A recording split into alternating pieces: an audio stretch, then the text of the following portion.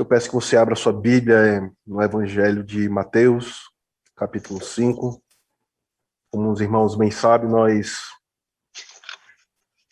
começamos desde o domingo passado a estudar a respeito das bem-aventuranças, já que se encontram no Sermão do Monte, o sermão bastante conhecido do nosso Senhor Jesus Cristo. E hoje nós veremos a respeito da primeira a bem-aventurança. Evangelho de Mateus, capítulo 5, apenas o verso 3. Bem-aventurados os humildes de espírito, porque deles é o reino dos céus. Bem-aventurados os humildes de espírito, porque deles é o reino dos céus. Meus irmãos, antes de compartilhar o slide com os irmãos propriamente dito, as Sagradas Escrituras, ela nos mostra dois momentos onde Deus revela a sua lei ao seu povo. Esse primeiro momento foi por meio de Moisés, em Êxodo capítulo 20, e agora em outro monte, Deus então revela por meio de Cristo a sua vontade, onde o próprio Cristo revela à sua igreja a sua vontade a respeito da sua lei. E é aqui que muitos caem no erro ao pensar que o Sermão do Monte trata de uma nova lei moral, trata de um novo mandamento. Quando, na verdade, o que Cristo faz é tão somente revelar à sua igreja que os mandamentos diz respeito a um aspecto mais íntimo do homem. Não é um mandamento novo que Deus está dando. Cristo está dando a interpretação correta dos 10 mandamentos. É por isso, então, que Cristo constantemente irá fazer referência ao que foi dito e ao que ele diz. Por que, então, meus irmãos, Cristo faz uso dessa argumentação? Se você for olhar juntamente comigo, eu peço que você mantenha a sua Bíblia aberta. Se você for olhar o verso 21, o verso 27, o verso 33, o verso 38 e o verso 43, você vai perceber que a todo momento Cristo vai dizer: ouviste que foi dito, eu, porém, vos digo isso. Foi dito algo, eu, porém, vos digo isto. Eu, porém, vos digo a interpretação correta da lei do Senhor. Isso acontece porque Cristo, por meio de fazer referência ao que foi dito e ao que ele afirma agora, ele tinha em mente instruir de 3 formas a igreja que se encontrava ali no monte com ele. Veja, Cristo, em primeiro lugar, ele mostra que o homem caído, ele é, por natureza, um legislador por excelência. Ele elabora leis para si mesmo, ou então ele acrescenta jurisprudências, por assim dizer, à lei do Senhor. Ele acrescenta coisas que Deus não ordenou, como algo que é bastante conhecido pelos fariseus. Homens que acrescentaram aspectos morais da lei que Deus não havia revelado à sua igreja. Em segundo lugar, por assim dizer, Deus revelava a sua supremacia sobre o próprio Moisés. Veja, alguns vão dizer que ao chegar em Mateus capítulo 5, havia um certo conflito entre Moisés e Cristo, porque parece que os mandamentos de Moisés cessaram e agora o que está vigente, agora o que está sobre a igreja do Senhor no Novo Testamento é o que está posto agora aqui no Sermão do Monte. No entanto, ainda que alguns possam dizer que há esse conflito, o próprio Cristo vai dizer que ele não veio revogar a lei, ele não veio abolir a lei que outrora foi entregada por meio de Moisés. Pelo contrário, ele veio justamente confrontar o coração daqueles homens que haviam acrescentado leis morais à lei do Senhor. E em terceiro lugar, como eu já disse aos irmãos, Deus, por meio dessas referências ao Antigo Testamento, ele estava querendo mostrar que o mandamento do Senhor não diz respeito apenas a um aspecto externo do homem, mas também e principalmente ao aspecto interno, ao aspecto do coração do homem, porque é do coração do homem que procede em todas as coisas. É por isso, então, que Cristo vai dizer, não é apenas o deitar-se com a mulher, mas é o tão somente olhar para ela, você aí já então, e desejá-lo, você aí então já cometeu adultério. E é dentro desse contexto, meus irmãos, que o Sermão do Monte ele se encontra, especialmente a primeira bem-aventurança. E neste livro aqui, que foi utilizado esse semestre em uma das cadeiras do reverendo Herbert Maia, onde a felicidade segundo Deus, logo no primeiro capítulo, ele cita um teólogo chamado E.F. Scott, onde ele diz: Se ser cristão significa obedecer o Sermão do Monte, ninguém pode ter esperanças de chegar a sê-lo.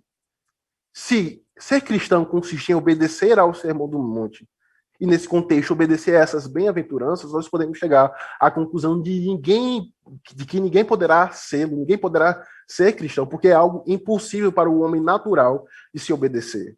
E é aqui que justamente nós iremos trabalhar nessa manhã a respeito da primeira bem-aventurança. Então, meus irmãos, como eu havia dito, a bem-aventurança que será trabalhada hoje é bem-aventurados unidos de espírito, porque dele é o reino dos céus. A versão Ara, ela traduz essa bem-aventurança como os humildes de espírito. No entanto, há outras versões, como, por exemplo, a King James, que vai traduzir como os pobres de espírito, porque deles é o reino dos céus. Então, nós tendo essa tradução em mente, tanto os humildes como os pobres de espíritos, a primeira coisa que fica muito clara ao nos aproximarmos dessa bem-aventurança é justamente a perspectiva de Cristo e a perspectiva dos homens carnais, por assim dizer.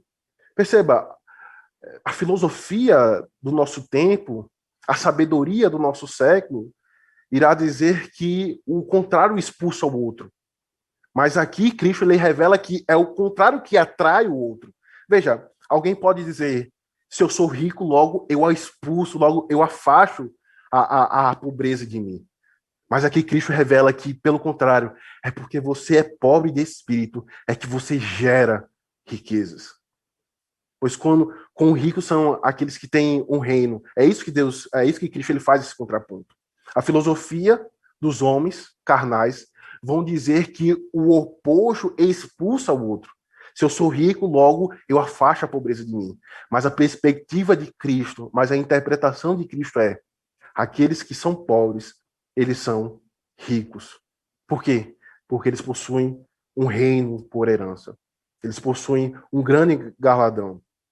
Mas perceba também que os homens carnais, os homens que são guiados pela sua idolatria, e isso me faz lembrar do período onde os homens eles criavam deuses para cultuar e como deuses que refletiam os desejos mais íntimos dos seus corações. Os irmãos devem saber, por exemplo, de Zeus, que é conhecido como o deus do trovão, o deus do poder, ou então Hermes, como nós já vimos na exposição do livro de Atos, que é o deus da interpretação das línguas dos deuses. Mas também há um deus da antiguidade conhecido como Midas, um deus que em tudo aquilo que ele tocava se transformava em dinheiro, se transformava em ouro. E é justamente esse contraponto que Cristo ele estabelece. Os homens, eles são guiados pela sua idolatria, e se eles fossem possível, eles desejariam até mesmo ter as mãos do deus Midas, onde tudo que ele tocaria se tornaria ouro.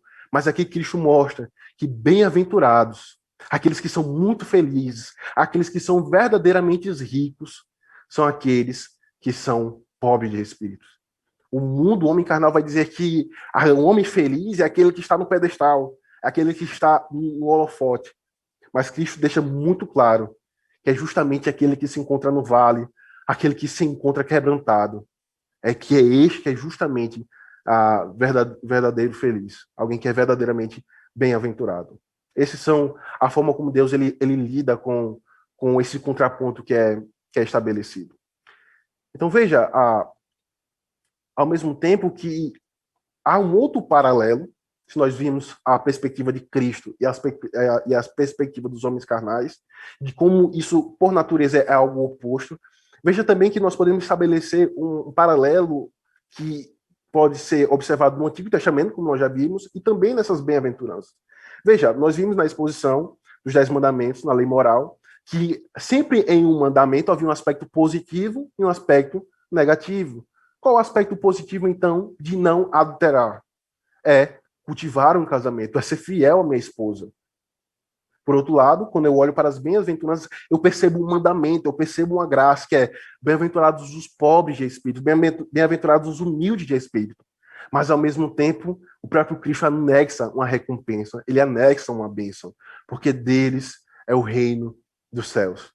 Veja, Cristo ele poderia tão somente dizer bem-aventurados, são os humildes de espíritos. Isso é uma ordenança, vocês devem buscar isso.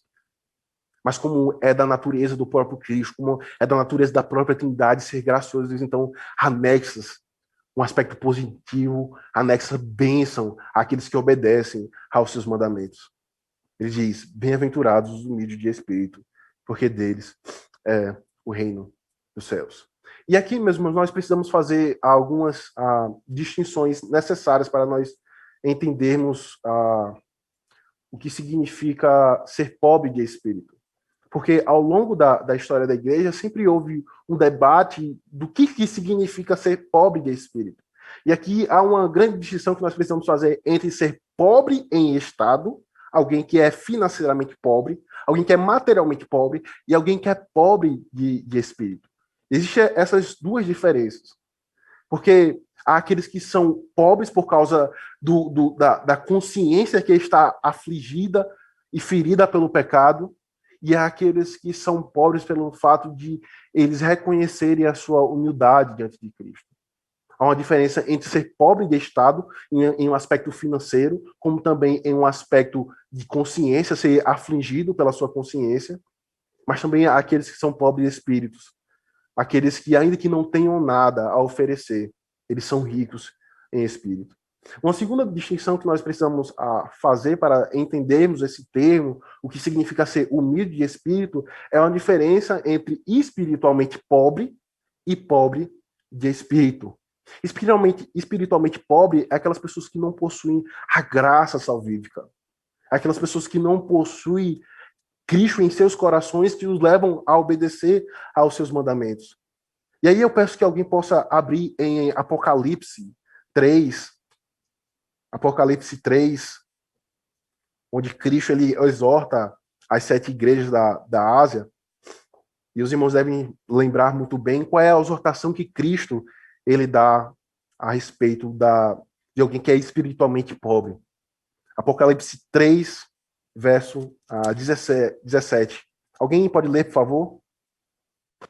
Pois dizeis, estou rico e abastado e não preciso de coisa alguma, e nem sabes que tu és infeliz, sim, miserável, pobre, cego e nu. Veja, muito obrigado, irmã Neraci. Cristo então confronta aquela igreja, a igreja de Laodiceia, ao dizer que em seu pensamento, em seu coração, eles pensavam ser ricos e abastados. Mas Cristo então revela que eles são espiritualmente pobres, porque na verdade eles não percebem a miséria do seu coração. Esse é a pior das pobrezas. É alguém que não tem noção da sua pecaminosidade. Alguém que pensa estar rico e abastado, mas que, na verdade, diante de Cristo, é infeliz, miserável, pobre, cego e nu.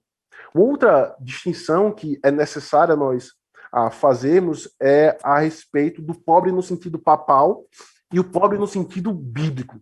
Por que eu coloco no sentido papal?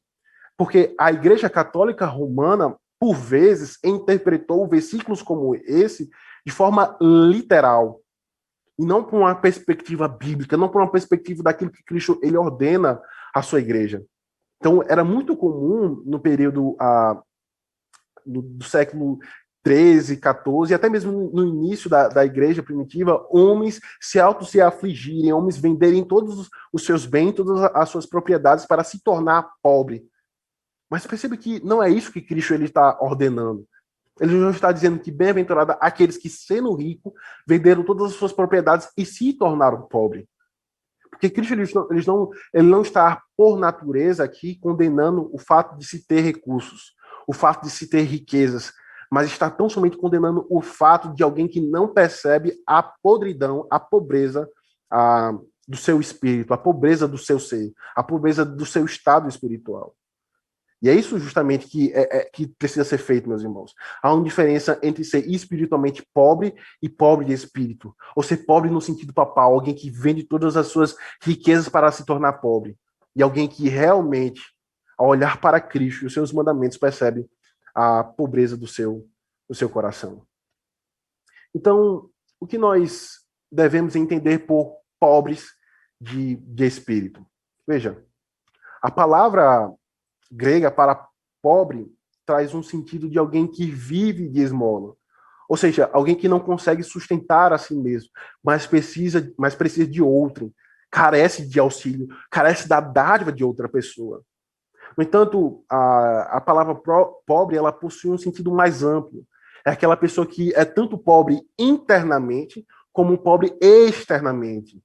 Veja, e trazendo para o contexto de Mateus capítulo 5, estudando sobre essa bem-aventurança, o homem pobre internamente é aquele cujo coração está lavado e encharcado em seus próprios pecados. De modo que aquilo que ele faz externamente revela a sua pobreza, revela quão pobre é os seus atos. E Calvino, ele comentando sobre essas bem-aventuranças, ele vai dizer: os pobres de espírito são aqueles que nada veem em si mesmos, mas fogem para a misericórdia encontrada no santuário de Deus. Novamente, meus irmãos, por isso que eu quis fazer essa distinção.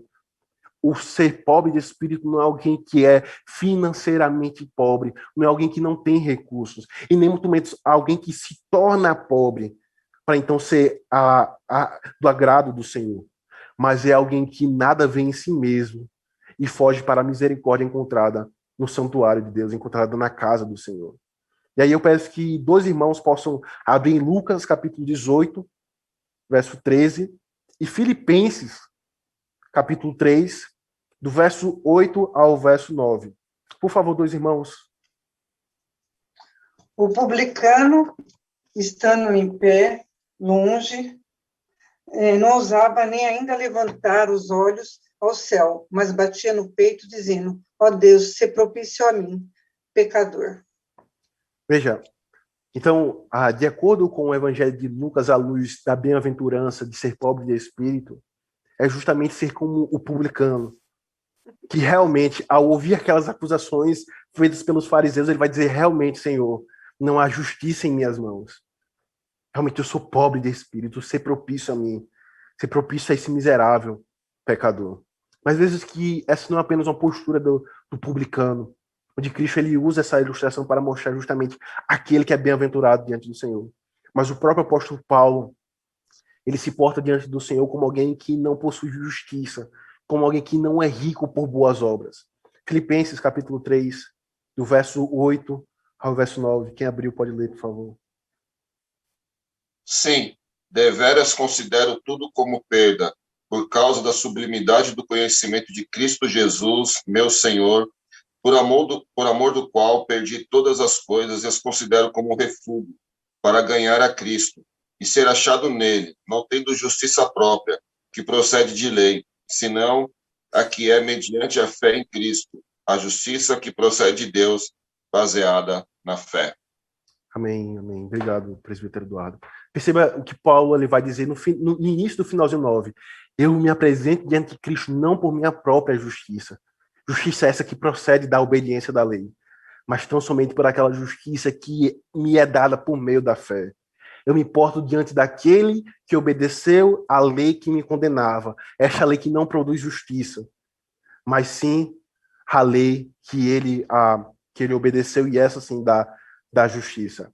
Então, tanto o publicano, ao olhar para os seus próprios pecados, se encontrava pobre de espírito, rogando ao Senhor a sua misericórdia, como também o apóstolo Paulo se porta diante daqueles irmãos, dizendo que eu posso me prostrar e apresentar diante de Cristo como alguém que não se aprova em sua própria justiça, mas na justiça de Cristo que é dada mediante a fé.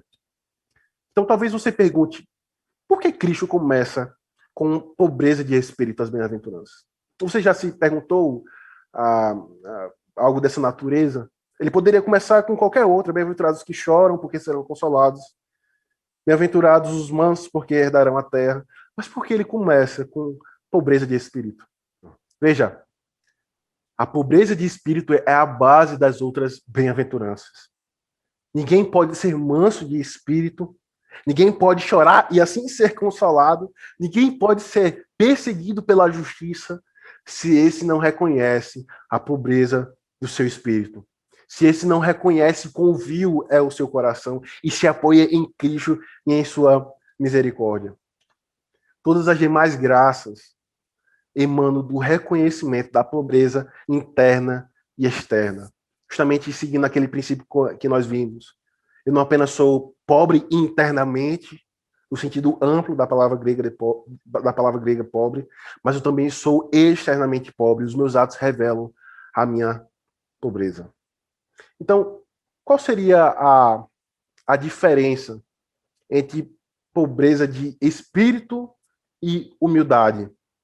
Veja, na versão Ara, essa bem-aventurança, ela começa: bem-aventurados os humildes de espírito. Mas alguns outros estudiosos entendem que talvez a melhor interpretação fosse: bem-aventurados os pobres de espírito. E qual é a diferença entre ser pobre de espírito e ser humilde? E aqui eu quero mostrar com os irmãos, dentro da perspectiva da história da igreja, como que alguns homens eles entenderam e fizeram a distinção dessas duas expressões.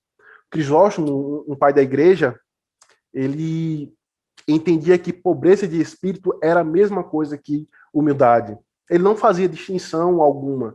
Ele entendia que pobreza de espírito era a mesma coisa que humildade. Por outro lado, Tertuliano, o grande historiador da igreja, um dos primeiros historiadores da igreja, ele entendia que ninguém é pobre de espírito a não ser o humilde. Ou seja, ele entende que a humildade gera a pobreza de espírito. No entanto, eu tenho que confessar com os irmãos que eu vejo que a interpretação do pastor Thomas Watson talvez seja a melhor com relação a essa distinção. Thomas Watson entendia que a pobreza de espírito era a causa da humildade. A humildade só existe no coração do homem porque ela foi gerada por um espírito pobre. É como se a mãe fosse a pobreza de espírito e a humildade fosse a filha. A pobreza de espírito gera a humildade. Uma vez que eu reconheço a pecaminosidade do meu coração, logo me torno alguém humilde. Alguém que tanto agradece ao Senhor por todas as suas dádivas, como alguém que reconhece que é do Pai das luzes que procede todas as dádivas, como também eu recorro a Cristo humildemente, com a minha cabeça encurvada, clamando a sua misericórdia, a semelhança do publicano, que nem sequer ousava olhar para os céus. Então, perceba como que, aos poucos, isso vai se tornando mais claro em nossas mentes e em nossos corações, o significado de ser pobre de espírito, e o que significa ser bem-aventurado. Então, o que é ser pobre de espírito? O que é ser pobre de espírito, meus irmãos, diante de tudo que nós já vimos nessa manhã? É alguém que reconhece a pobreza de sua alma, a sua insignificância, como também a sua dependência de Cristo. E aí eu peço que os irmãos possam abrir comigo em Gênesis capítulo 1. Nós leremos o verso 1 e o verso de número 2.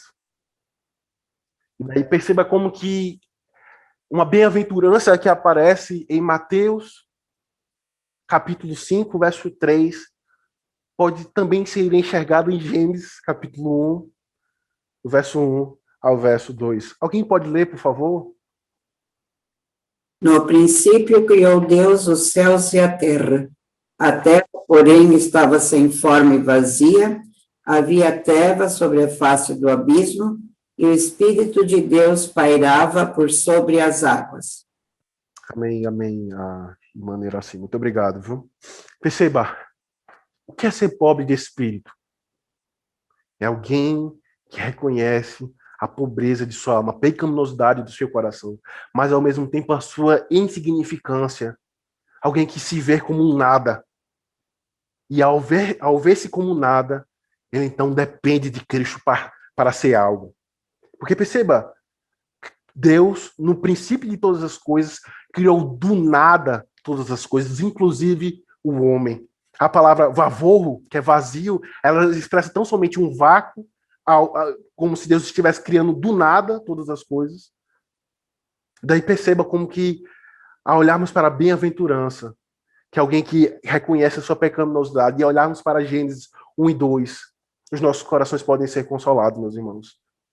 Porque a partir do nada, Deus ele criou Adão, aquele que é o nosso representante federal, aquele a quem, por meio da sua desobediência, todos os homens morreram. Mas uma vez que esse velho Adão reconhece a pobreza de sua alma e reconhece a insignificância do seu ser, reconhece que ele é nada, do nada Deus então cria uma outra criatura em Cristo Jesus. Porque em Cristo Jesus vós sois nova criatura. Ou seja, é do reconhecimento da insignificância do homem, da sua pobreza, é que Deus faz então um outro homem em Cristo Jesus. Veja a beleza, meus irmãos, do Evangelho, à luz de Gênesis capítulo 1. Do nada Deus criou todas as coisas. E uma vez que eu reconheço ser nada sem Cristo, por causa do meu coração, Deus então em Cristo me faz uma nova criatura. Veja o que é que o pastor Thomas Watson ele diz a respeito dessa verdade. E aqui eu realmente eu confesso que esse pastor ele é um dos meus favoritos, porque ele tem uma capacidade incrível de olhar para o dia a dia e apontar para Cristo. Veja o que ele diz. Ao lidarmos com o relógio, primeiro desmontamos e em seguida colocamos todas as rodas e pinos em ordem, de modo que o Senhor primeiro desmonta o homem, mostra-lhe sua condição arruinada e em seguida o coloca em seu caminho. Em seu caminho. Veja que isso é o agir da graça no coração do homem. Porque o homem, por natureza, como eu bem disse aos irmãos no início dessa aula, Cristo estava querendo mostrar ao homem que a lei não diz respeito a algo externo, mas diz respeito a algo interno. E é porque diz respeito a algo interno que o homem se torna incapaz de obedecer a essa lei. É por isso que o Sermão do Monte, a semelhança dos 10 mandamentos, é algo incapaz de ser obedecido. Por isso, uma vez que o homem ele reconhece a pobreza da sua alma, do seu espírito, a sua insignificância e a sua dependência de Cristo, é porque aí sim ele já está debaixo da graça. Porque ninguém, por sua própria natureza, pode ser pobre de espírito. Mas é porque ele já está sob a influência da graça, é que ele então reconhece a sua pequenez, a sua insignificância, e em Cristo ele é feito nova criatura. Então, tendo visto esse aspecto exegético do que significa ser bem-aventurado, como nós podemos fazer um link com o Antigo Testamento usando a teologia bíblica, por que devemos então ser pobres de espírito?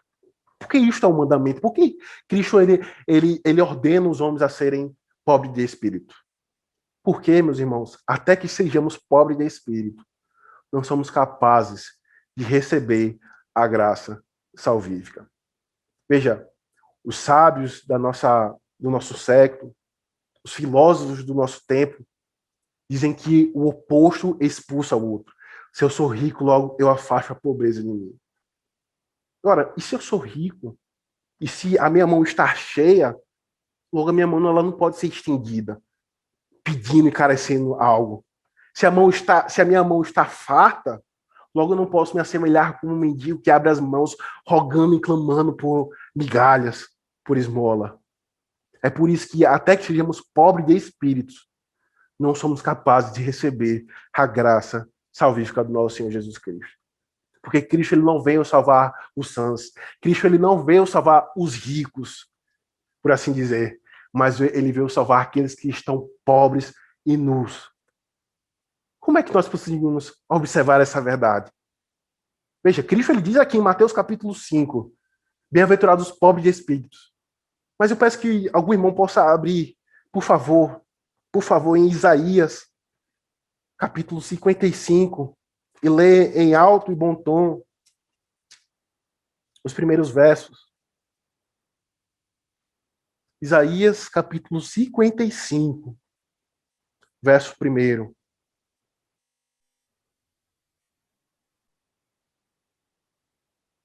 Verso 1 e verso de número 2. Isaías 55, 1 a 2. A todos vós os que tendes sede, vinde às águas, e vós, os que não tendes dinheiro, vinde, comprai e comei, sim, vinde e comprai, sem dinheiro e sem preço, vinho e leite. Por que gastais o dinheiro naquilo que não é pão, e o vosso suor naquilo que não satisfaz? Ouvi-me atentamente, comei o que é bom, e vos deleitareis com finos manjares. Amém. Amém. Perceba que Deus Ele, por meio do profeta Isaías, diz: todos que estão com sede, todos que estão pobres, vinde a mim. Eu sou a fonte de todo bem. Eu sou a fonte de toda a riqueza. Aqueles que estão pobres, vindo a mim, se tornarão ricos.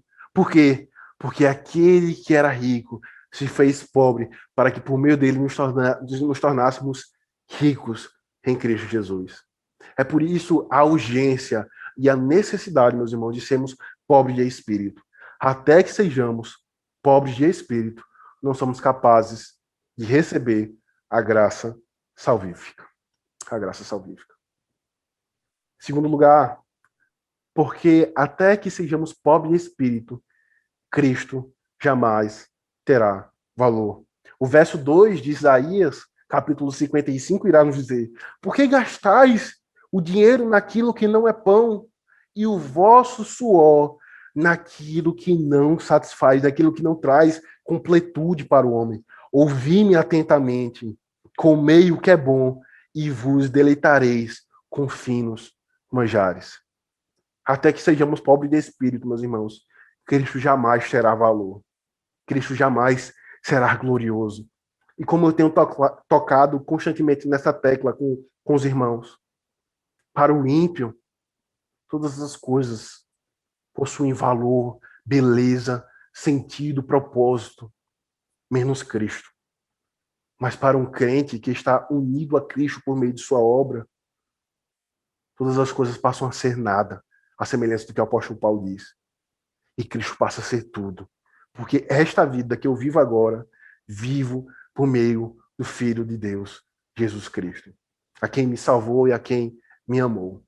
Enquanto nós não reconhecemos que nós somos pobres e que nós estamos nus, à semelhança do que nós vimos, a igreja de Laodiceia, nós jamais poderemos entender a beleza e a glória do Filho de Deus e o seu valor.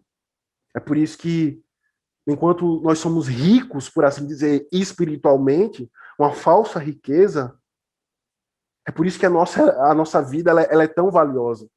É por isso que em nossos dias a vida ela tem se tornado algo como uma idolatria. Os homens temem perdê-la. E perceba que perder a vida por si só é algo drástico, mas perder em Cristo é uma glória. É por isso que os funerais são tão distintos dos ímpios e dos crentes. Assim pranto, assim choro em ambos os funerais. Mas não há desespero para aqueles que estão em Cristo Jesus. Porque eles perceberam que maior do que a vida é a graça que é concedida em Cristo Jesus. Até que sejamos pobres de espírito, meus irmãos, Cristo jamais terá valor. Guarde isso em seu coração. Até que sejamos pobres de espírito, não podemos ir para o céu. E aí, meus irmãos, é um princípio lógico quando nós olhamos para essa bem-aventurança. Veja novamente, acompanhe comigo Mateus capítulo 5. Bem-aventurados os pobres de espírito, porque deles é o reino dos céus. Até que sejamos pobres de espírito, o próprio Cristo testifica isso. Nós não podemos ir para o céu, porque a semelhança de uma criancinha que reconhece a sua dependência do seu pai, até que nós venhamos a reconhecer a nossa dependência de Cristo e como ele possui valor para nossas almas, nós não podemos ir para o céu. Porque a herança daqueles que reconhecem a sua pecaminosidade não é este reino, não é esta vida, não é a prosperidade deste mundo, como os neopentecostais pregam e afirmam, mas é tão somente Cristo. Ele, a herança, é o gozo e a promessa do seu povo. Não podemos ir para o céu até que sejamos pobres de espírito. Interessante Cristo ele testificar, tanto começando como pobreza de espírito, como também dizendo que a sua recompensa é o reino dos céus, porque os irmãos devem bem lembrar que no capítulo anterior, o que é que Cristo ele foi feito no deserto? Alguém poderia dizer para mim? Mateus capítulo 4. O que é que nos é dito a respeito de Cristo no deserto? Ele foi tentado. Ninguém disse, eu disse. Ele foi tentado. E qual foi uma das últimas promessas que Satanás fez a Satanás? Se você se prostrar diante de mim e me adorar, eu lhe prometo todo esse reino, todas as riquezas e poderes deste mundo. Mas Cristo diz: adorarás tu somente ao Pai. E aqueles que adoram ao Pai são naturalmente constrangidos pela santidade do Senhor. E há um senso da grande pecaminosidade. Isso me leva a ser herdeiro, não deste mundo, como Satanás promete aos homens, mas dos novos céus e da nova terra. Do novos céus e da nova terra. Que grande consolo, meus irmãos. A alma, ela tem, uma vez que ela é pobre de espírito. É possível, então, meus irmãos, saber que sou pobre de espírito?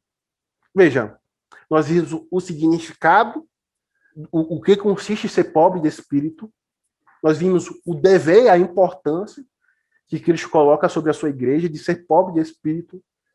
E para nós que somos crentes, que estamos em Cristo Jesus, a semelhança da certeza da salvação, é possível saber que eu sou pobre de espírito? É possível? Aquele que é pobre de espírito está desmamado de si mesmo. Uma das evidências que eu sou pobre de espírito é que eu estou desmamado de mim mesmo. Alguém poderia abrir o Salmo de número 31, Salmo de romagem, e ler o verso 1 e o verso 2. Salmo 131. Senhor, não é soberbo o meu coração, nem altivo o meu olhar. Não ando à procura de grandes coisas, nem de coisas maravilhosas demais para mim. Pelo contrário, fiz calar e sossegar a minha alma, como a criança desmamada se aquieta nos braços de sua mãe, como essa criança é a minha alma para comigo. Uma das evidências, meus irmãos, que nós somos pobres de espírito, não é porque nós somos pobres financeiramente falando, mas é porque nós estamos desmamados, não apenas de nós mesmos, mas deste mundo. É por isso que Cristo, ele perde o seu valor para aqueles cuja raiz está fincada neste mundo. Porque eles não foram desmamados ainda de Cristo. E é por isso que Deus, ele disciplina aquele a quem ele ama. Porque aos poucos, Deus, ele não apenas vai me lapidando a imagem do seu filho, mas ele também vai me desmamando deste mundo. Bem-aventurado aqueles que são pobres de espírito, porque ele está sendo desmamado de si mesmo. Uma das segundas evidências, meus irmãos, que nós podemos ter para sabermos que nós somos pobres de espírito é que aquele que é pobre de espírito vê Cristo como seu maior tesouro. Ver Cristo como seu maior tesouro.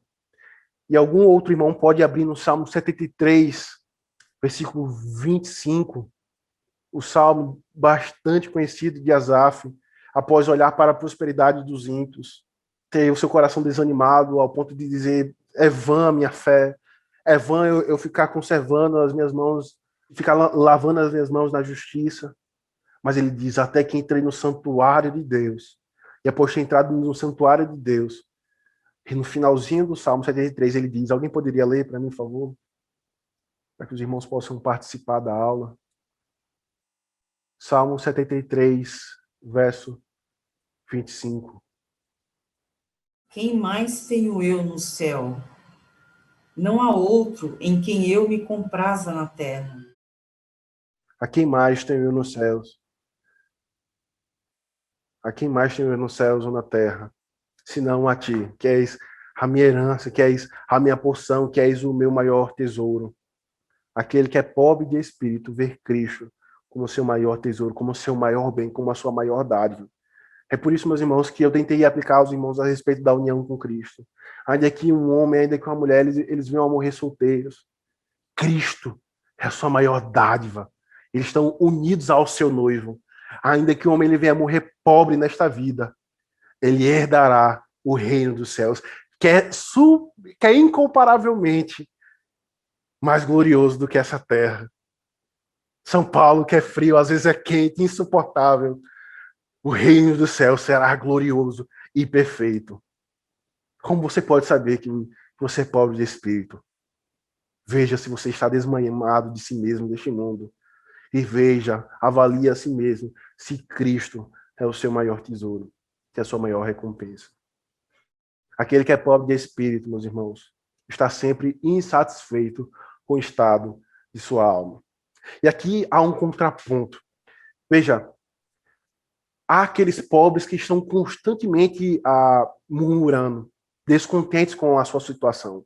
E há aqueles pobres sinceros que pedem esmola sinceramente. Eu careço, eu preciso de pão. Estou com fome. A semelhança de nós, meus irmãos, aquele que é pobre de espírito está sempre insatisfeito com o estado de sua alma. É como se ele estivesse dizendo: Senhor, dá meu coração mais puro. Cativa a minha mente, o meu coração. Fixa a eternidade em meus olhos. Antes dele pedir: Senhor, abençoa-me com uma promoção no emprego. Senhor, dá-me um filho. Antes de qualquer coisa, ele: Senhor, dá-me um coração puro. Como diz Agostinho: Senhor, tem me dado tantas coisas. Dá-me agora um coração grato. Aquele que é pobre de espírito está sempre insatisfeito com o estado de sua alma. Veja o que o apóstolo Paulo diz em Romanos, capítulo 7. Romanos, capítulo 7, do verso 14 ao verso 25. Aqueles que pensam que esse texto não está tratando da realidade do cristão debaixo do sol, mas se não está tratando, como então pode o cristão clamar a Deus pela incoerência do seu coração? Pela incoerência do seu coração. Romanos 7, do verso 14 ao verso 25. Porque bem sabemos que a lei é espiritual. Eu, todavia, sou carnal, vendido à escravidão do meu pecado, porque nem mesmo compreendo o meu próprio modo de agir. Pois não faço o que prefiro, e sim o que detesto. Ora, se faço o que não quero, consinto com a lei que é boa. Neste caso, quem faz isso já não sou eu, mas o pecado que habita em mim. Porque eu sei que em mim, isto é, na minha carne, não habita bem nenhum. Pois o querer o bem está em mim, porém em mim, não porém o efetuá-lo. Porque não faço o bem que prefiro, mas o mal que não quero, esse faço. Mas se eu faço o que não quero, já não sou eu quem o faz, e sim o pecado que habita em mim. Então, ao querer fazer o bem, encontro a lei de que o mal reside em mim. Porque no tocante ao homem interior, tenho prazer na lei de Deus. Mas vejo nos meus membros outra lei, que guerreando contra a lei da minha mente, me faz prisioneiro da lei do pecado que está nos meus membros. Desventurado homem que sou, miserável homem que sou, pobre de espírito que sou, quem me livrará do corpo desta morte? Graças a Deus por Cristo Jesus, nosso Senhor. De maneira que eu, de mim mesmo, com a mente sou escravo da lei de Deus, mas segundo a carne, da lei do pecado. Ninguém que está sobre a graça do Espírito Santo pode clamar por Cristo. É por isso que esse texto trata, assim, da realidade do coração do crente. Porque ele olha para o seu coração, ele percebe quão vil é o seu coração, mas ainda assim ele tem prazer na lei do seu Cristo, que redimiu a sua alma, que o tornou rico em suas promessas. Mas ainda assim há o conflito em seu coração com relação à lei do pecado. Desventurado homem que sou, quem me livrará do corpo desta morte? Aquele que é pobre de espírito, meus irmãos, está sempre insatisfeito com o estado de sua alma. Ele está a todo momento batendo na porta do reino dos céus, clamando: Senhor, dá-me a tua graça para ser um homem mais santo. Dá-me mais graça para ser um homem piedoso. Porque eu por mim só não conseguirei. Ele está sempre insatisfeito com o estado da sua alma. Perceba que essa é uma realidade dos verdadeiros cristãos. Eles reconhecem a sua pecaminosidade, mas ao mesmo tempo eles não negam a graça operante de Cristo em seus corações. É por isso que eles se apoiam em Cristo, é por isso que eles clamam a Ele, clamando por sua força, por sua graça. E por vezes a nossa consciência ela vai sendo ferida, vai sendo mutilada pela nossa incoerência, pela nossa hipocrisia. E não um fariseu, mas Satanás sussurra em nossa consciência, dizendo que não há esperança para você, não há consolo para o teu coração. Porque com a boca você diz amar a Cristo, Mas, infelizmente, em teus atos se demonstra a incoerência. E, aos poucos, Satanás vai aprisionando a alma do crente. Ora, se isso também não é verdade, como nós vamos confrontar, instruir os nossos irmãos em determinados pecados, ou quem sabe um filho. Então, um pai ele vai confrontar o pecado de um filho que consome pornografia, mas aí Satanás sussurra em seu ouvido: será que você não se lembra que na tua juventude você consumiu pornografia?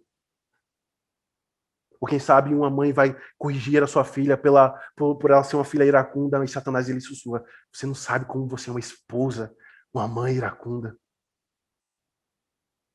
E realmente nós somos tudo isso, meus irmãos. Mas como nós temos visto na reunião de oração, quem nos separará do amor de Cristo Jesus? Aquele que me justificou. Se é Cristo que me justifica, nem mesmo Satanás pode sussurrar em meu ouvido dizendo que eu sou incapaz de ser um homem santo, como também destruir os outros na santidade. E isso só pode ser possível porque os homens piedosos, as mulheres piedosas são conduzidos a uma constante insatisfação do estado da sua alma. Quem me livrará do corpo desta morte?